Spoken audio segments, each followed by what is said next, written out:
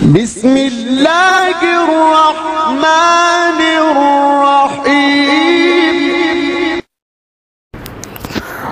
السلام عليكم ورحمة الله وبركاته. نحمده ونصلي على رسوله الكريم. أما بعد فأعوذ بالله من الشيطان الرجيم. بسم الله الرحمن الرحيم. قل هو الله أحد الله الصمد لم يلد ولم يولد ولم يكن له كفوا أحد. صدق الله المولانا العظيم.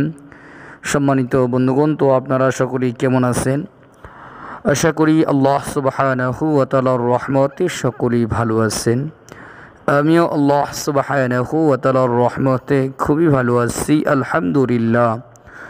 সম্মানিত বন্ধুগণ, তো আজকে আপনাদের মাঝে একটি বিষয় নিয়ে আসলাম।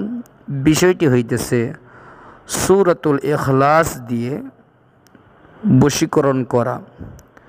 সূরাতুল ইখলাস দিয়ে দুইটি পদ্ধতি আমরা বশীকরণ করতে পারি। বশীকরণ বলতে আমরা কেউ আবার খারাপ উদ্দেশ্যে না নিই। সূরাতুল ইখলাস দিয়ে অন্যের অন্তরে আমার জন্য মহাব্বত তৈরি করা, দুইটা পদ্ধতির মাধ্যমে করতে পারি। আজকে আলোচনা করব একটি পদ্ধতি, দ্বিতীয় পদ্ধতিটি আরেকটি ভিডিওর মাধ্যমে ইনশাআল্লাহ আলোচনা করব।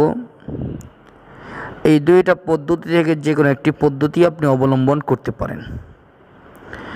একটি পদ্ধতি হইতেছে, আপনি প্রথমে কয়েকবার ওযু করবেন, ওযু করে নফল নামাজ আদায় করবেন 2 রাকাত 4 রাকাত, যে কোনো সময়ে আমলটি করতে পারেন। তো নফল নামাজ আদায় করার পরে আপনি কিছু চিনি নেবেন এবং একটু পানি রাখতে পারেন। এরপরে কয়েকবার ইস্তেগফার পাঠ করবেন, কয়েকবার দুরূদ শরীফ পাঠ করবেন। এরপরে বিসমিল্লাহির রহমানির রহিম, বিসমিল্লাহির রহমানির রহিম 21 বার পাঠ করবেন। 21 বার পাঠ করে ওই চিনির মধ্যে এবং পানির মধ্যে ফু দিবেন। এরপর সূরাতুল ইখলাস, যে সূরাটি একটু আগে তেলাওয়াত করলাম, বিসমিল্লাহির রহমানির রহিম কুল হুয়াল্লাহু আহাদ আল্লাহুস সামাদ লাম ইয়ালিদ ওয়া লাম ইউলাদ ওয়া লাম ইয়াকুল লাহু কুফুয়ান আহাদ। এই সূরাটি 121 বার পাঠ করবেন। প্রত্যেকবার শুরুতে বিসমিল্লাহির রহমানির রহিম পাঠ করবেন। 121 বার পাঠ করে ওই চিনির মধ্যে এবং পানির মধ্যে ফু দিবেন। এরপরে ওই চিনি এবং পানিটা আপনি যার অন্তরে আপনার জন্য মহাব্বত তৈরি করতে চান তাকে যে কোনো মাধ্যমে তাকে খাওয়াই দিবেন।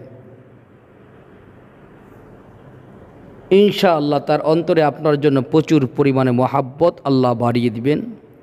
এই আমলটি 7 দিন থেকে 11 দিন করবেন। ইনশাআল্লাহ 7 দিন থেকে 11 দিনের মধ্যে সে পরিপূর্ণ আপনার বশে চলে আসবে, সে পরিপূর্ণ বশীকরণ হয়ে যাবে।